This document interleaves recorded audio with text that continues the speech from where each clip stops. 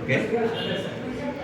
భవదీయార్చన సేయుచూన్ ప్రథమ పుష్పం వెన్న సత్యంబు,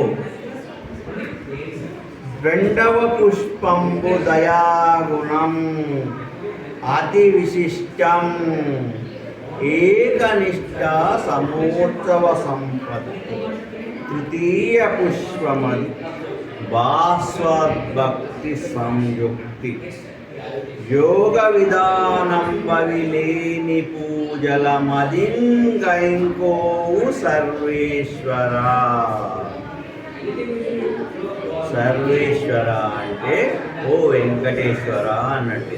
అంటే భవదీయార్చన సేయుతో మనం భగవంతుణ్ణి ప్రార్థన చేస్తున్నప్పుడు ప్రథమ పుష్పం వెన్న, ప్రథమ అంటే మొదటి పుష్పం అంటే దేవుడి దగ్గర ఉంచే పూలు ఏవైతే ఉన్నాయో అవి ఏంటి అంటే అది సత్యం.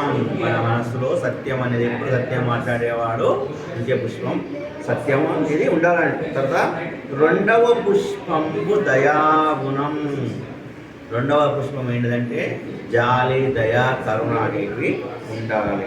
అతి విశిష్టం అంటే చాలా ఇష్టమైంది భగవంతుడికి ఏంటంటే ఏకనిష్ట సమోత్సవ సంపత్తి. ఏకనిష్ట అంటే ఏకాగ్రత, నిత్య ఏకాగ్రత. మనం పూజ చేసినప్పుడు ఆ యొక్క చేస్తున్న పూజ ఒకటే కాదు, ఏ పని చేస్తున్నా సరే దాని మీద మనకు ఏకాగ్రత అనేది ఉండాలన్నట్టు. అంతేగాని మనం ఒక పని చేస్తే ఒక సైడ్ ఆలోచిస్తుంది కాదంటే. ఇక్కడ పూజ అంటే అర్థం మనం చేస్తున్న పని మీద ఏకాగ్రత ఉండడం అంటూ. ఓకే.